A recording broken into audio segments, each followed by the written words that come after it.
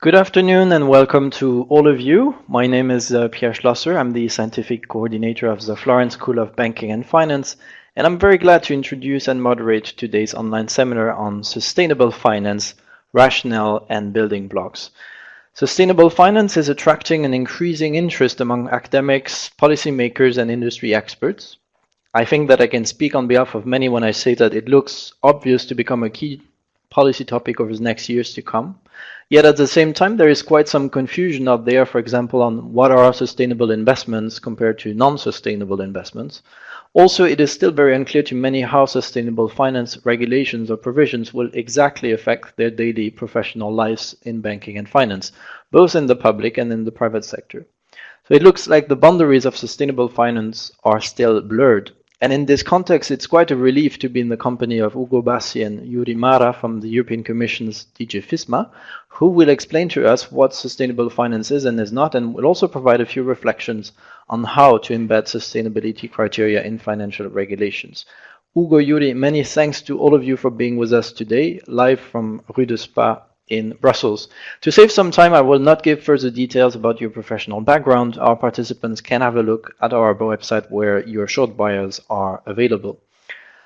So before telling you more about our participants' profile, I'd like to spend just a few minutes to tell you more about our school, as we have several activities in the pipeline which should be of interest to you or your colleagues. Several of you will know by now that the Florence School of Banking and Finance, FBF in short, is a non-national academic platform which is part of the European University Institute.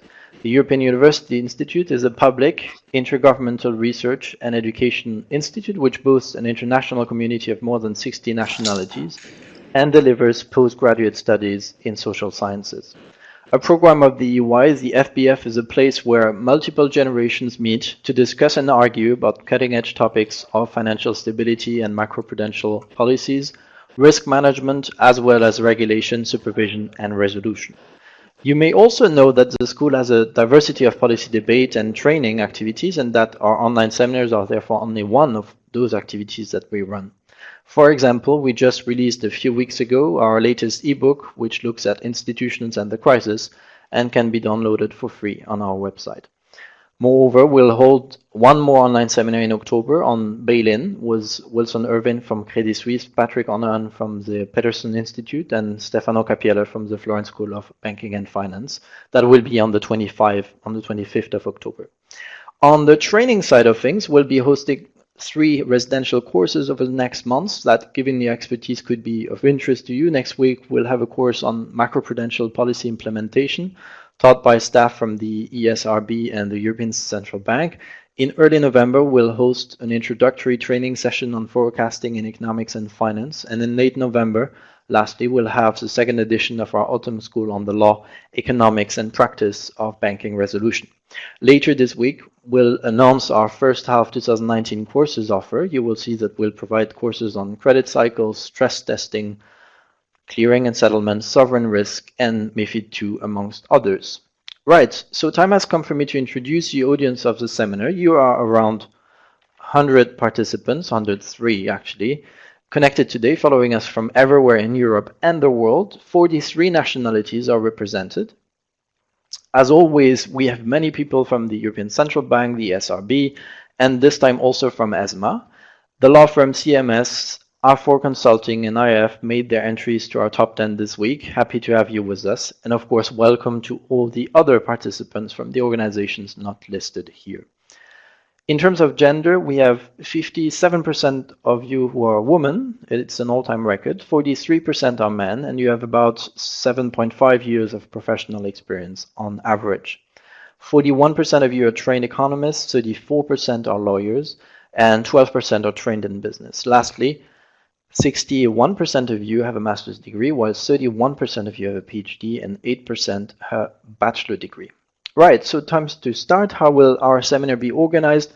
Ugo and Juri will guide us through the topic of today for about 30 minutes. In a second step, we'll open up the Q&A session where you guys will step in and write your questions or comments in the chat box that will appear in due course at the bottom of your screen. Let me stop here and leave the floor to Ugo first and Juri secondly Can I ask you to please connect your camera in Brussels and mic and to share them with the platform?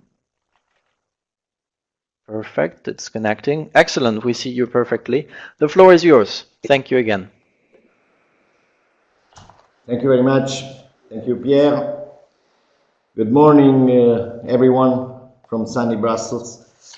As Pierre mentioned, we are going to take you briefly through the latest initiatives of the European Commission on sustainable finance, and after that we can discuss the specific questions that you may have. I will introduce the subject matter by explaining you, as you see in the outline, the international and European context within which the initiatives have been developed. Then we will tell you a little bit. Sure. Hugo, sorry to interrupt you. So we're hearing everything you said. Your camera disappeared. Now you're back. Perfect. I'm back. Good.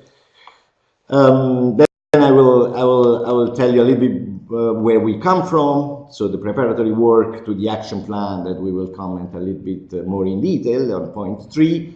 And then I leave the floor to Juri to go a little bit into the details of the proposals, in particular on the proposal on taxonomy, which is the one which deserves to be explained better because it has raised a number of misunderstandings, and the relationship between the taxonomy proposal and the other proposals. Right. So, on the international and European context, it is clear and pretty let's say, obvious to everyone that the climate change and the environmental objectives which have been set by the international policymakers, generally speaking, and by the EU in particular, are pretty ambitious. I don't want to list them all, but from the EU 2030 Climate and Energy Framework until the 7th Environmental Action Programme, the Energy Union, the Paris Climate Agreement, which is a very important one, which sets up an ambitious goal of reducing global warming to maximum 2 degrees or possibly below, the G20 work on green finance. The initiatives are all over the place, and they all converge towards objectives which are clear and commonly shared by all policymakers, both in Europe and both on the other two sides of the oceans, not only in the US, with a little bit less enthusiasm at the moment, I have to say, but also, for example, in China or in Asia, where things are moving pretty quickly and surprisingly quickly. Now, what is clear is that in order to achieve those objectives, a lot of money is needed. The public sector, which theoretically would be, you know, the financing source of achieving policy objectives, will not make it alone. This is as clear and as simple as that. Estimates, according to the estimates we have, we're talking about 180 billion minimum per year in order to achieve the Paris climate objectives only. So a lot of money is needed, and we need to try to channel the private money, the enormous amount of money which is circulating in the finance circuits. We need to channel them towards these objectives. And this is what we are trying to do with this exercise, with this work stream, is to try to contribute to this operation. Reorient capital flows, private capital flows toward sustainable investment. The areas where the investment, the sustainable investments are needed are various: clean energy, energy efficiency in buildings, transport, infrastructure, All of that requires great attention to sustainability factors, and all of that requires a lot of money. So within the big project of Capital Markets Union, which was launched at the beginning of this mandate by President Juncker, and which has been delivered step by step by the Commission with around 70 initiatives either already adopted or planned before the end of this mandate. Within the framework of this big project, we have developed a specific work stream on sustainable finance. What is sustainable finance?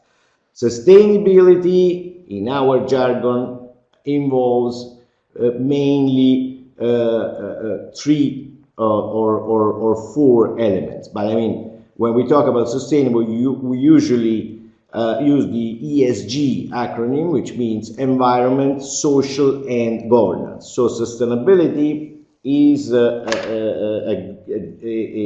wide concept which covers these three elements. We look very carefully at all of these aspects.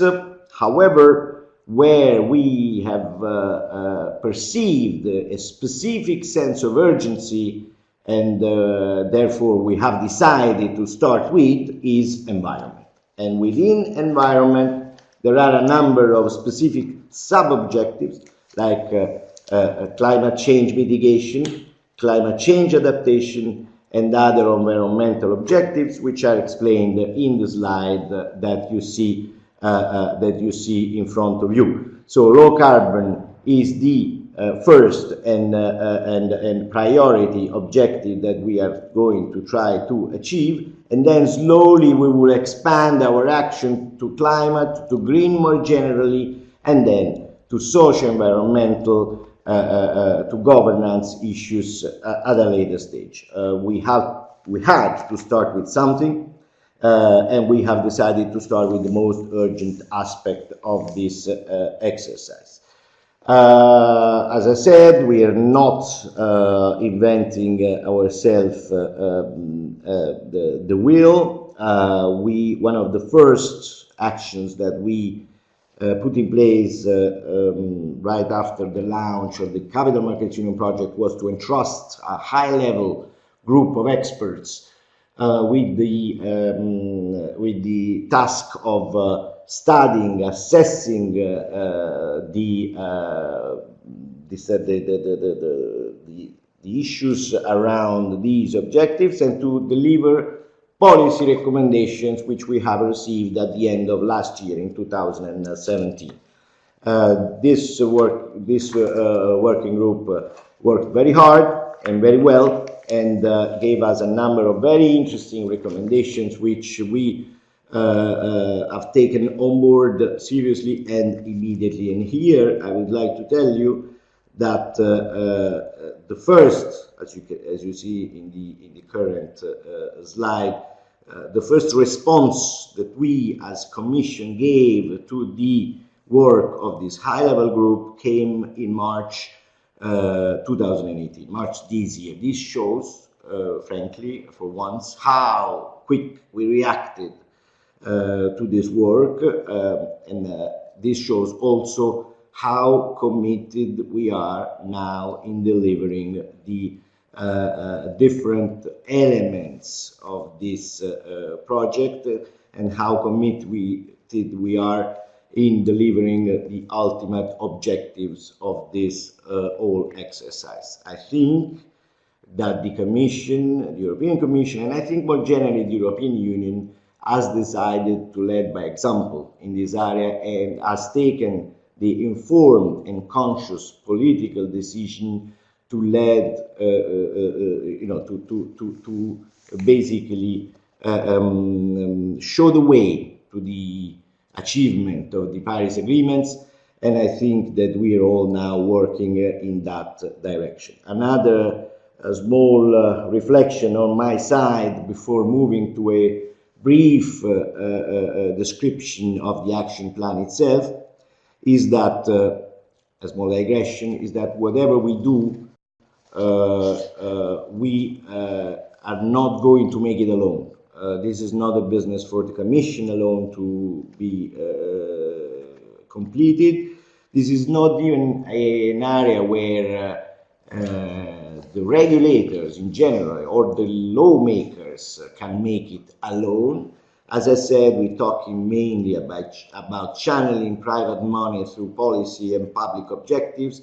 This requires a great cooperation of all the stakeholders involved, not only at political levels or not only at European level, at national level, but also all the stakeholders involved. And when I say stakeholders, I see the market. The market participants have an extremely important role to play here, and we count on them to help us to achieve those objectives. The first signals are pretty or very, I would say, encouraging.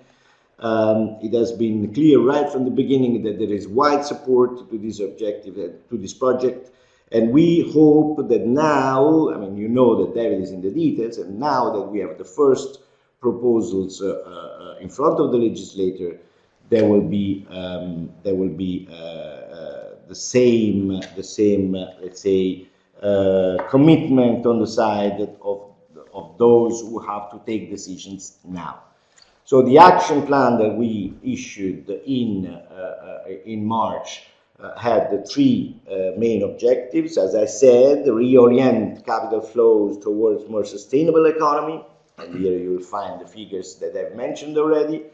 Also, very importantly, mainstream sustainability in risk management, so take into account climate risks in the decisions and in the strategies of the decision makers in the financial sector, which is something which is not, which exists only to a very limited extent, and then foster transparency and long-termism. We need capital, we need patient capital, we need capital which is oriented to sustainable investments. So the action plan basically announces 10 initiatives. In the interest of time, I'm not going to read them all. I take this opportunity to tell you that we will make the slides available, if they are not already available, after my presentation.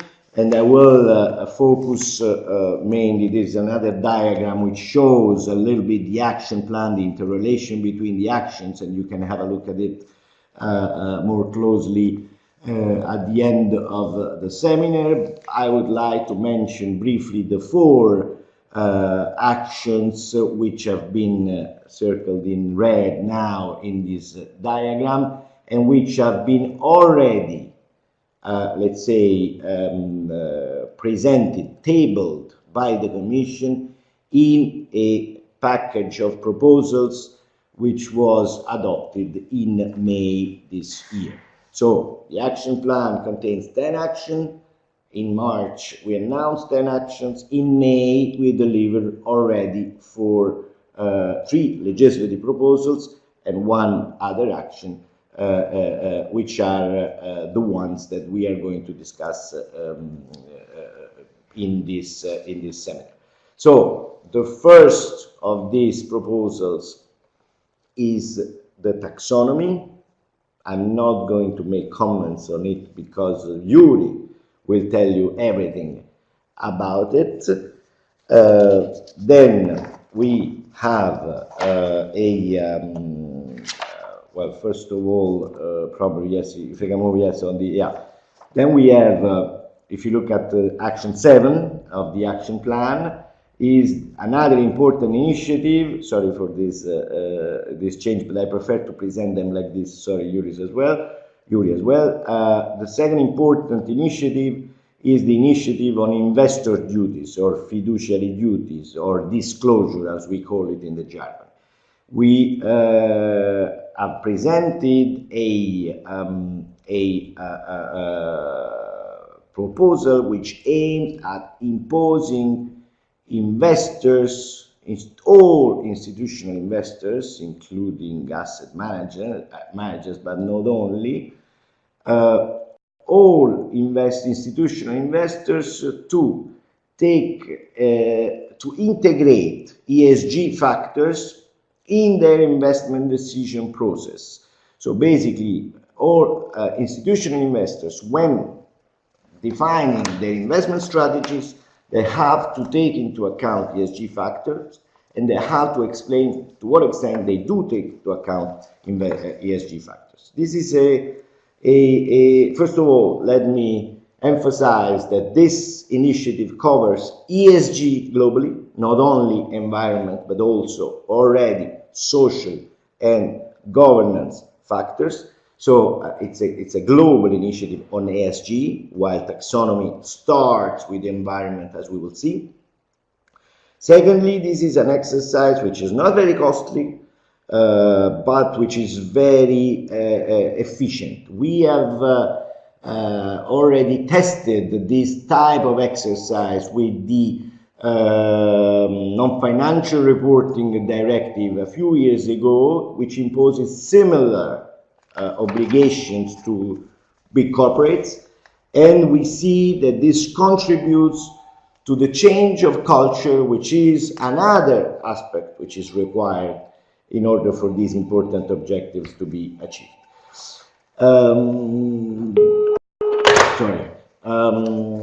The second initiative I would like the third initiative I would like to mention is the one on benchmarks. You know how important benchmarks are in the sector, how important they are to allocate capital.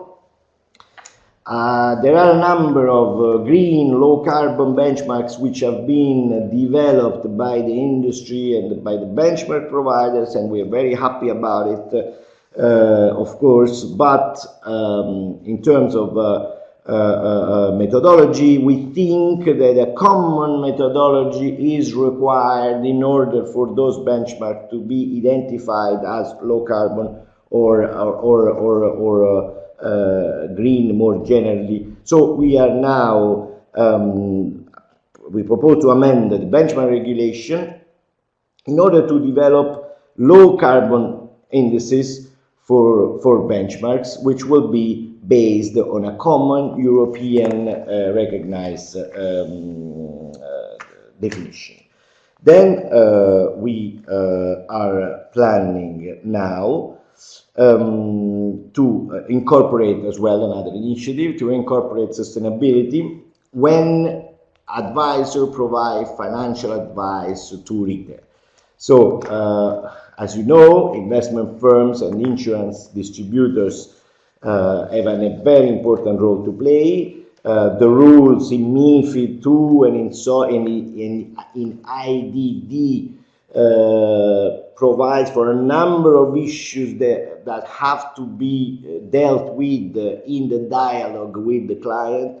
We are thinking of introducing an obligation for the advisors to deal with the ESG issues during the dialogue. So the idea would be to impose a number of questions, a number of factors which have to be discussed with the client in order to make sure that he takes informed decisions when he decides what type of investment, and when he decides if yes or no he wants to channel his personal investment into sustainability objectives. As you see, I've left the big junk, the main course, for the end, the EU taxonomy. Just want to tell one thing, and probably you wanted to say it anyway, but I will say it up front. EU taxonomy is key, is probably the most, let's say, discussed or the most important, can we say? I don't know, but certainly a key proposal, but it is not as you say, a prealable. Doesn't mean that we have to adopt the taxonomy in order for the other proposals to progress, in the sense that they can walk in parallel. The taxonomy is important, but it is limited to certain aspects of environment. The other proposals that I've described to you cover ESG factors in general. They can work and live in parallel, so the taxonomy needs to be agreed upon as soon as possible, but it's not that without the taxonomy our work is stopped. To the opposite, we will continue.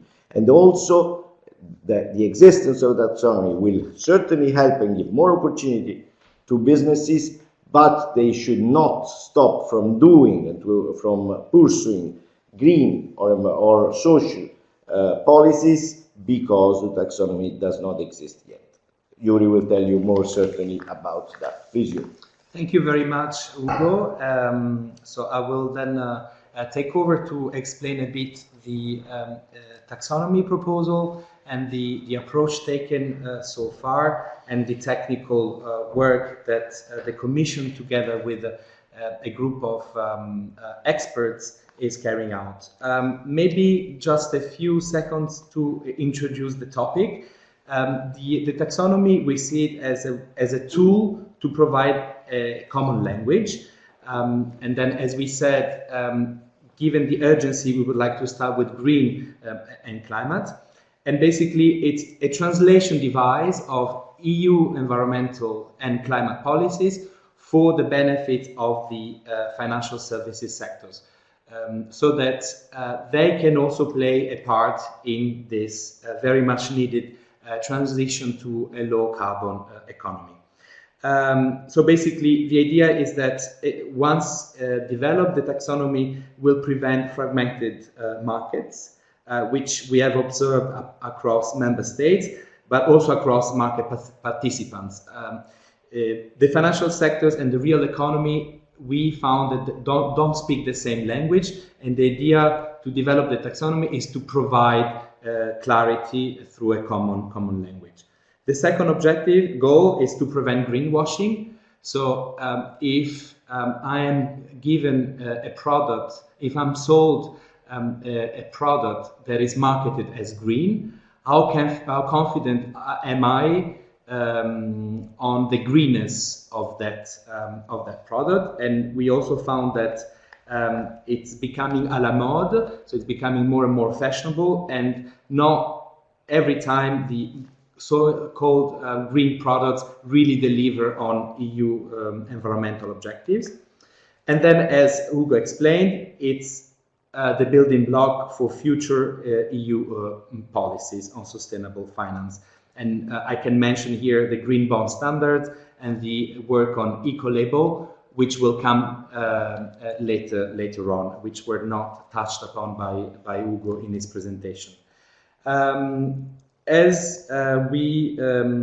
what will it contain? It will contain a list of economic activities that help to achieve the EU environmental goals.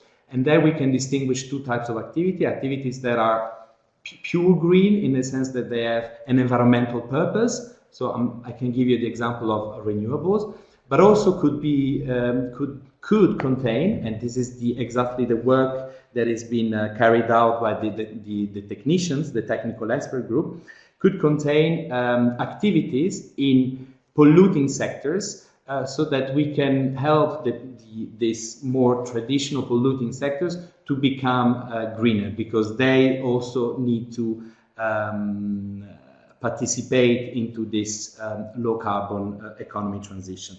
And as the tool, it will take a bit of time to develop it, and you will see why in a few minutes.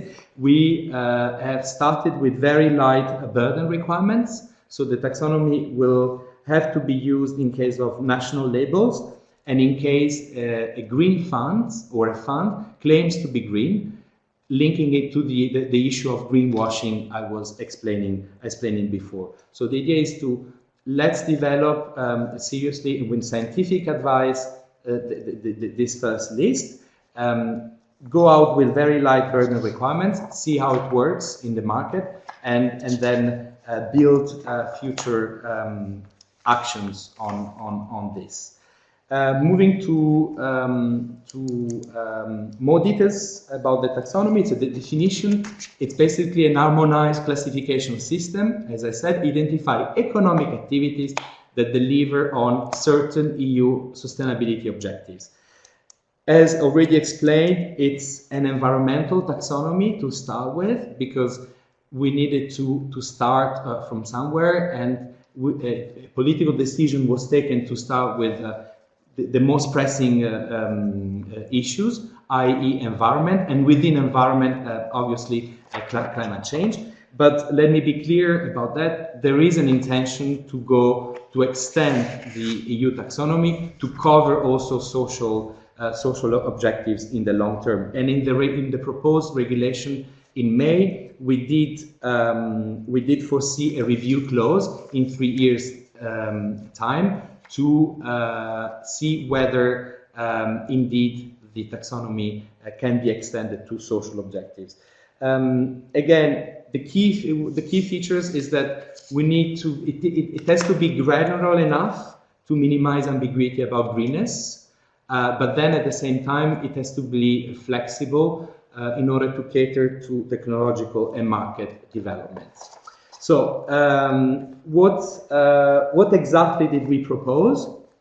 If you look at the regulation, which is, by the way, under negotiations by the co-legislators, the European Parliament and the member states, we envisaged 6 environmental objectives, which are derived from the EU environmental and climate acquis. As I said, taxonomy is a translation device of that acquis for the financial sector. And then we also provided for a definition of what an environmentally sustainable economic activity is. And there you see the 3 main conditions. So it has to contribute substantially to one of the environmental objectives, and one of the 6 environmental objectives, which is subject of the current work, is climate change mitigation. At the same time, we need to, let me stress the word substantially, in the sense that we need to go beyond business as usual.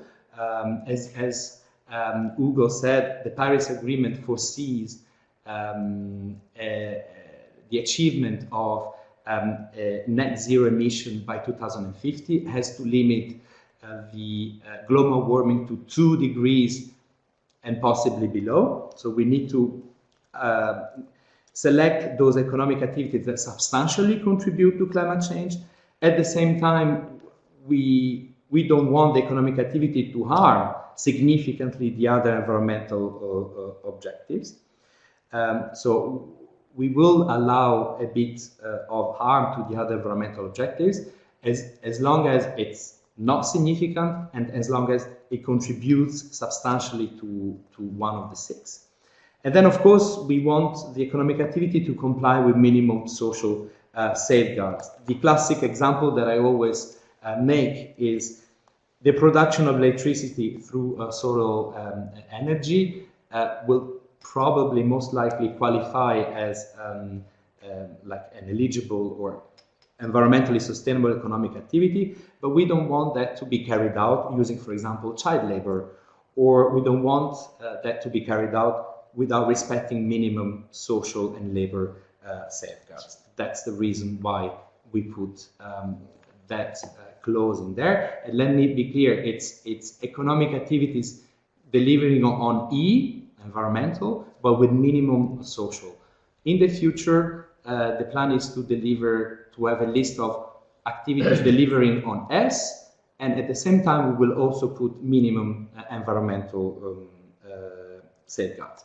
So moving on very, very quickly, I think I commented on this already, the word substantial contribution and significant harm. As you will see, the framework is quite complex, I would say. So we need to develop a step-by-step approach, and we are starting with climate. Moving to this nice slide, and it's actually we can actually put the question to the participants. Thank you. There are a number of requirements that the technical expert group, and I will explain later what they are supposed to do. But basically, the Commission now is, together with the experts, needs to draw up the list of economic activities, delivering on environmental objectives, together with technical screening criteria that will determine if and when a certain economic activity does substantially contribute while not substantially harming, as I explained. And there you see a various some of these requirements. So starting from the top, building on EU labeling and existing existing market taxonomies. This is because obviously we need to be in line with EU legislation, and sometimes there might be a need to go beyond. And obviously we are not reinventing the wheel. We need to build on existing initiatives and taxonomies out there. Second and third, going clockwise, based on conclusive scientific evidence. This is key. That's why we, in the technical expert group, we have also the academia is also represented, and the Joint Research Center, which is a specific DG inside the Commission, which is full of PhD people with PhD holders and scientific expertise. The third goes together with the second in the sense that if there is no conclusive scientific evidence, then the experts are required to take into account the precautionary principle. This was explained by our colleagues in DG Environment, is a concept that is widely used in their policy field. And basically what it means is that if we don't know, we need to take a cautious approach. And that's the precautionary principle. The fourth is also another environmental concept widely used, which is basically we need to take into account upstream and downstream environmental impacts. What does it mean? And again, I use an example provided to me by our friends in DG Environment. If forestry is considered an environmentally sustainable economic activity, then maybe it might be good if it's used for paper, but not if it's used for bioenergy, which might not be considered environmentally sustainable. Again, I'm giving you examples. I'm not telling this is the current approach, so that you understand where we're coming from. The one at the very bottom, take into account nature and scale of the economic activity. It's the proportionality principle, which is very dear to the Commission and to the European Union in general. The other one is that the criteria should be set so that to avoid distorting competition, and then moving upwards, as the tool will need to be used both by the financial sector and the real economy. It's important to be specific, to be granular, but to the extent possible to make sure that these criteria are easily verified and easily complied with. So it's the easiness of the use of this tool. If I haven't not killed you yet with the details, let me show you this so you understand what will be the final outcome. As I said, there are 6 environmental objectives, and you see them there. The first one is climate change mitigation, and then, as you can see, we have climate change adaptation and other environmental objectives. So basically, a list of activities that we call mitigation economic activities will look like the screen, the table in the screen in front of you. So again, it's an illustrative example, but it will help you to understand what will be the final outcome. So the first column there, you see the name of the economic activity as per the NACE code. Production of electricity through solar energy could be one of them. And then basically you see, as you move along, the various technical screening criteria. The first ones are the ones positively contributing to the climate change mitigation, and then you have what we call not substantially harming principle across the other five. If there is a need, we can come back to this slide later on, as we are running a bit out of time. So I've explained the what. Now let me finish up with the how. So the EU taxonomy will be developed in two steps. The EU regulation that I referred to, which was presented and put forward by the Commission in May, which is under negotiations, and I explained what the regulation contains, so the 6 environmental objectives and the conditions for a given economic activity to qualify as environmentally sustainable. And then the second part is what we call delegated acts. So basically defining for each and every economic activity the technical screening criteria that will determine if and when it qualifies for being sustainable. And this will take the form of delegated acts by the end of next year, and technical work is ongoing. So how are we going to come up with the first taxonomy? Obviously, it's key that we involve stakeholders. Again, another key principle is that it will build on existing market initiatives. To give you an example, the CBI, the Climate Bond Initiatives taxonomy is currently being looked at, as well as other public and private initiatives. The market will be consulted and will be heard during this process. The Commission, we don't have this expertise in house, or not completely, so we need to rely on the advice of experts, and that's the reason why we set up in July a technical expert group, and the work of this group is to deliver an advice to the Commission on this first list by June next year. And then, of course, we need to take the co-legislators fully up to date and fully involved. And that's the reason why, but this is something more internal, we have set up a member states expert group so that we are able to feed their comments, and we can also feed their questions to the technical expert group, so that both the political and the technical work streams are fully aligned.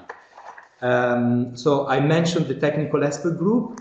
It's made up of around 40 experts representing public as well as private sector, as well as academia and NGOs.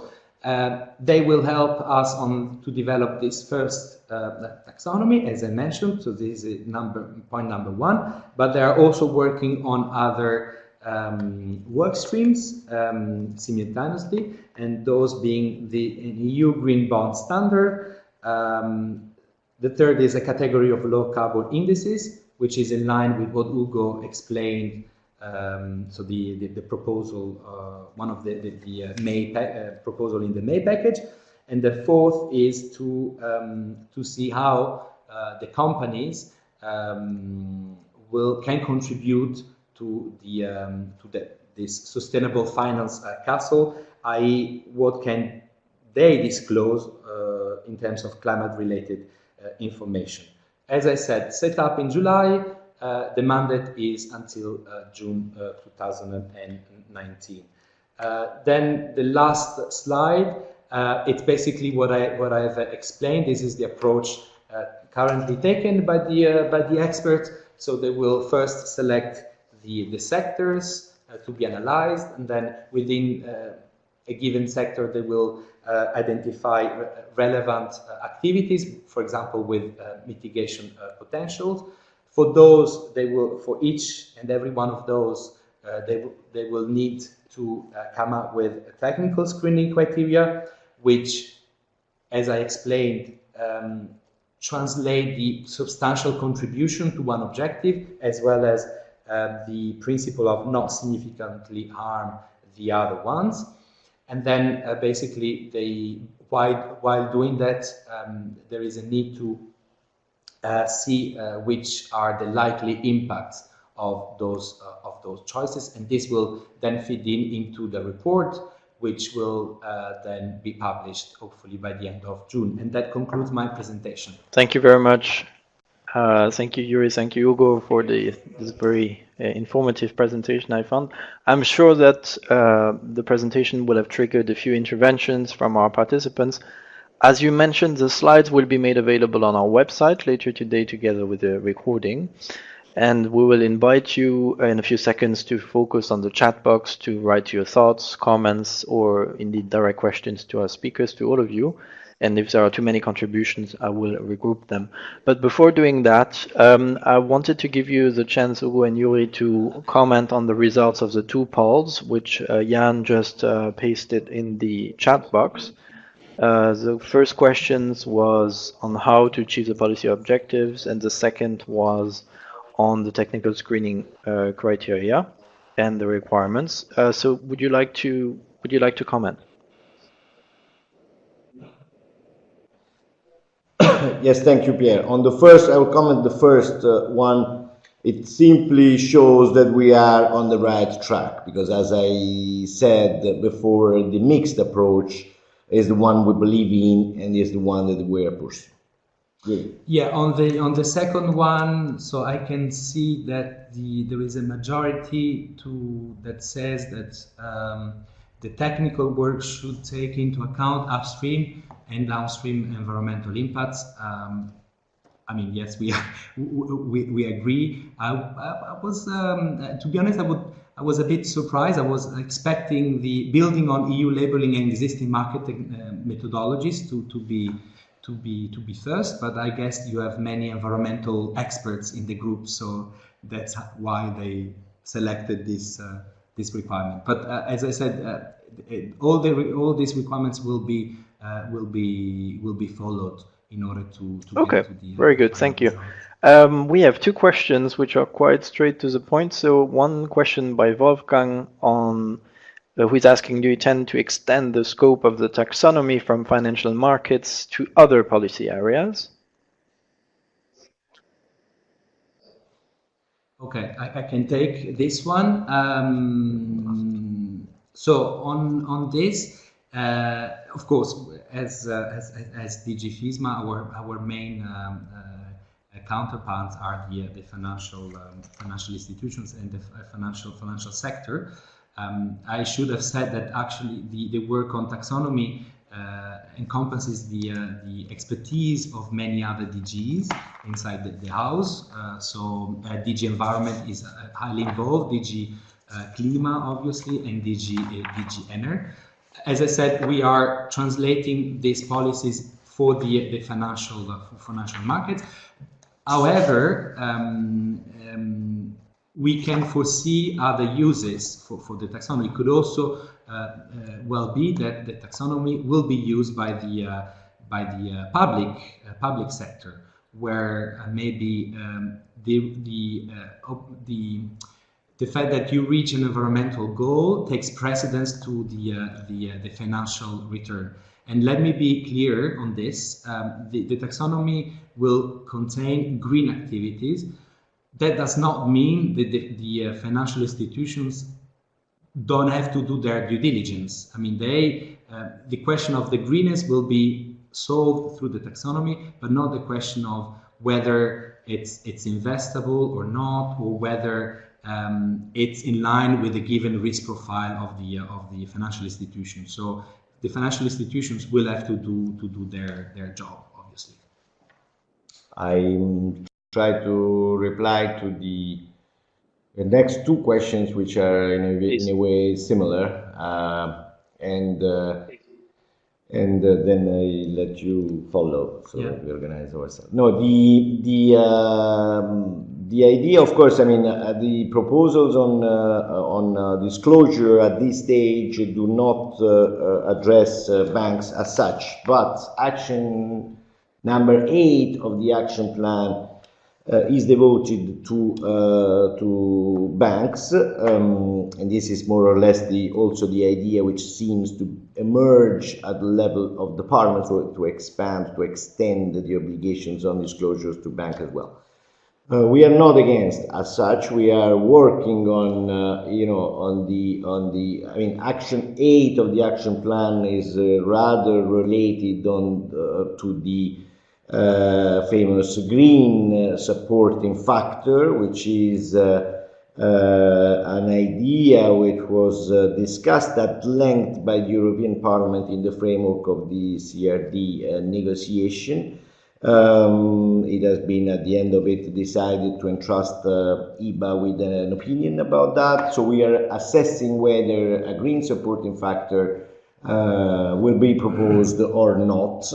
We are in favor of it in terms of policy objectives, but of course, given the importance of the issue, which is at the heart of the relationship between two very important objectives, on the one hand, sustainability, on the other hand, financial stability, of course, we have to be very careful, and we have to calibrate any similar proposal in the right way. So we are planning to assess the feasibility of a green supporting factor.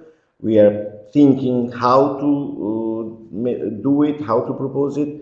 We will have to make an impact assessment of the possible proposals to be put forward. So we are looking at this issue, which is basically a very sensitive issue, with great care and great attention. For the simple extension of the disclosure requirements to bankers, we are going to look at that also, but there is no obstacle in principle from our side, to the opposite. Okay, then I can take over. There are 3 questions that are more or less similar, so I will try to bundle them. It's the geographical scope of the taxonomy and the uses. So the geographical scope, we are not limiting. I mean, at least from the regulation point of view, we are not limiting ourselves to economic activities in the EU. The list might I said, because it's still something that needs to be discussed at technical level, but could also entail activities outside the EU. What we are saying in the regulation is that it applies to EU member states and to EU investors.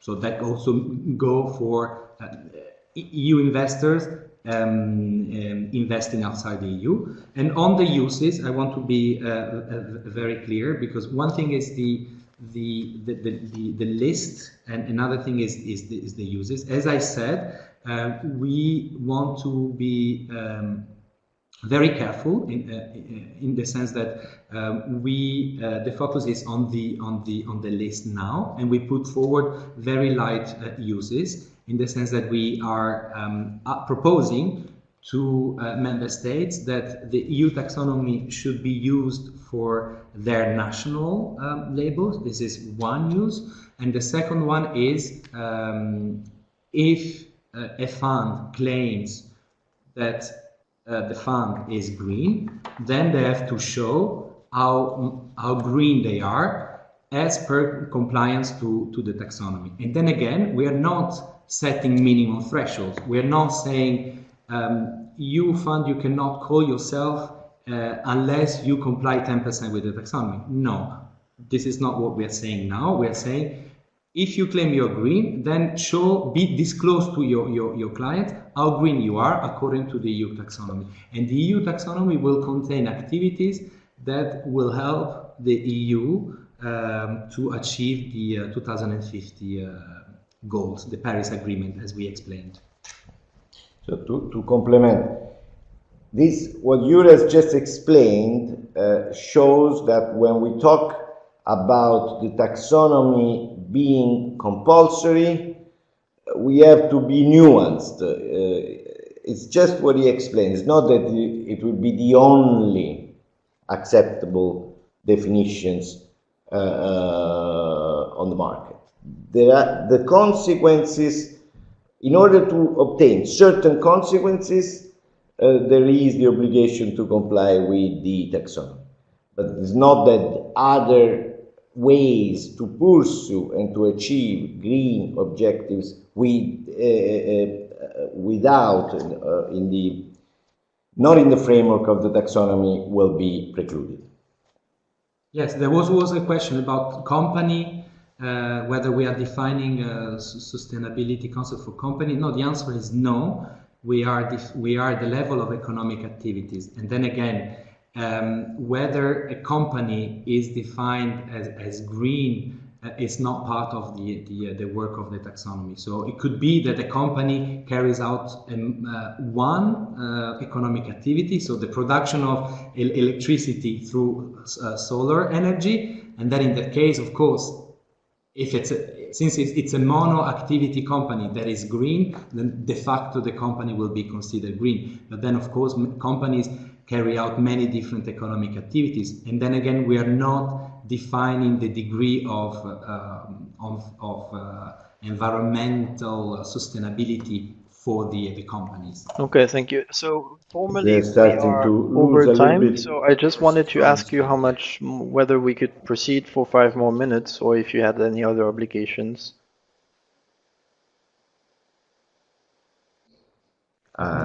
Yes, can we say even 10 maximum, including conclusive remarks, if any. Shall we do this? Okay. So there are a few more questions coming in line. Yes.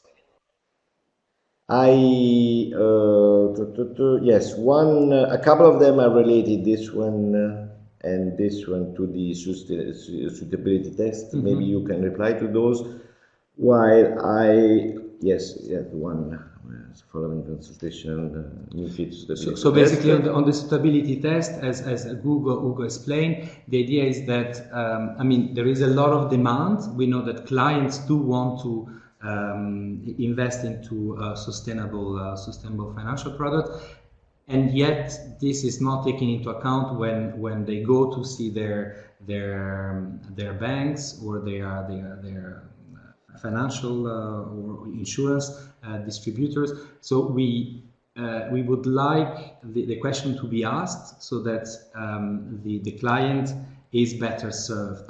Client interests are better served. Then there was next steps after the consultation. Yes, the next step. Okay, I can check very quickly because I'm not following. No, but the next steps is that we are going to take into account the results of the consultation, yeah, and draw the political conclusions, which might well be an amendment of the level 2 measures, which will basically provide for the inclusion of this obligation for advisors. But I can tell you final decision has not been taken yet. On this, I can provide you with more. So the draft delegated acts were published in May for feedback. We received 71 answers. The member states have been consulted. Our colleagues working on this are improving the text. They are working on the needed clarifications, and the final texts will be adopted soon. Wanted to take maybe the last question, the two-step approach. Why we didn't put the details in the regulation rather than in the level 2? measures. I mean, there are many reasons why. First of all, because it would have taken months in order to reach the necessary level of details to be included directly in the proposal for a regulation. So we have chosen to set up a mechanism, a system. The regulation does two things: asks for the empowerment to the Commission to basically fill in the taxonomy with the actual definitions which will come out from the work of the technical group, and secondly, sets up the general principles in the framework of which and on the basis of which the definitions of the taxonomy will have to be developed. So these are the two main objectives, and the idea is to, as I said, to create a mechanism which will resist over time. So today the technical group is working on environmental taxonomy for climate change. Tomorrow, if the system remains that one, we'll just have to basically modify and, for example, include social, do exactly the same exercise and exactly the same exercise in terms of technical work, but let's say the architecture of the system will remain the same and will resist over time. This gives me also the opportunity to sort of respectfully disagree with the straight conclusion of Wolfgang, which says the delegated act will be political, and I see where your question comes from. If it's political, then it should be at level 1. I mean, I do not deny that the work of the technical group will take place in a political context, of course, but the idea is basically to have some technical work which will be able to tell us from a technical perspective whether this is certain activity is green or very green or low green and so on and so forth. I do not deny that examples like precisely the one you mentioned are pretty sensitive, and there might be different views in different areas of the societies, different countries, but of course, I mean, what we aim at is to receive from the technical group a technical input. Maybe to add also another key reason is because as Ugo explained, we want this to be a living thing, and there will be a need for regular updates, because what is considered green today might not be considered green in 5 to 10 years time, and having everything at level 1 would not be practical. So we needed to put as much as possible in level 1, and there are political details in the regulation. So when we define climate change, what does it mean to substantially contribute to climate change?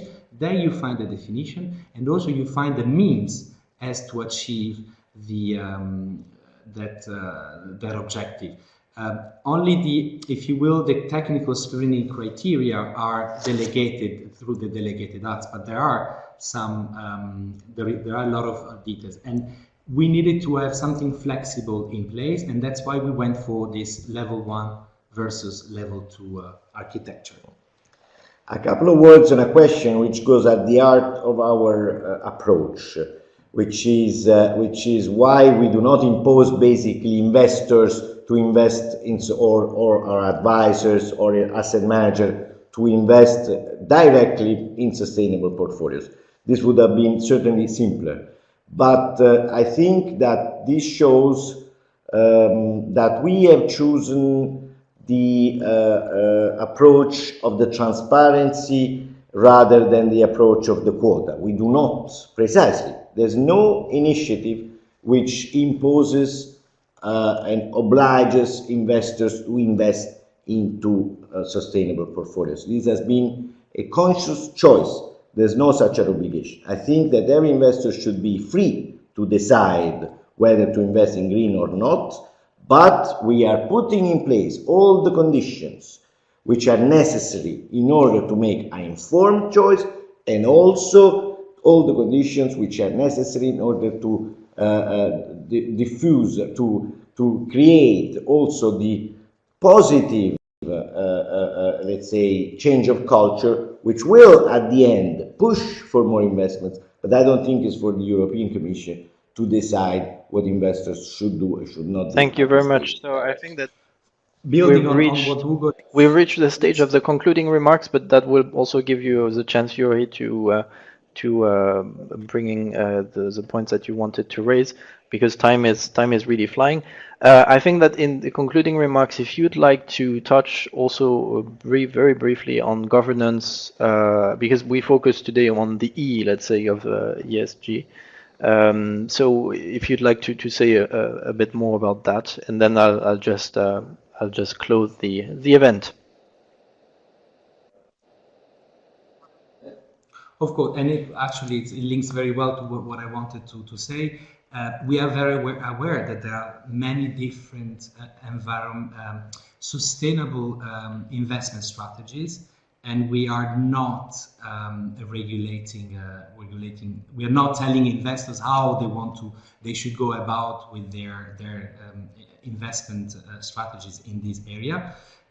What we are doing with the taxonomy, for example, is to provide a common language, and then to fight this the greenwashing issue that I referred to. On the G, again, the level in the apart from the fact that ESG is taken into consideration in other proposals like the disclosure and the fiduciary duties on the taxonomy.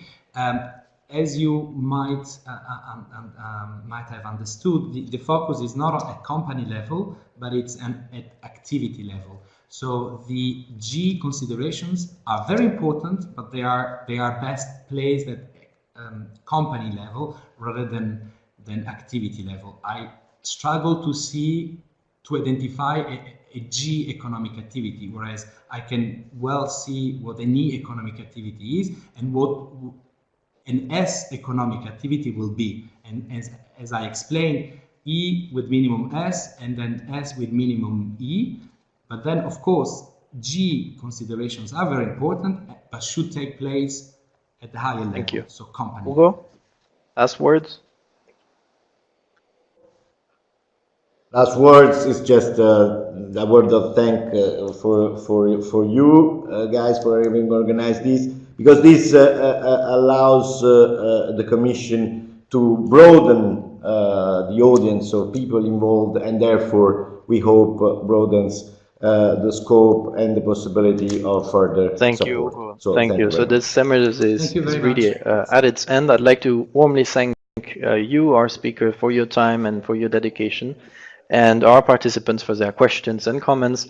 As I mentioned earlier, we'll have one more online seminar in October. That's going to be on the 25th of October on Bail-in, so stay tuned. And thanks again for watching. Goodbye.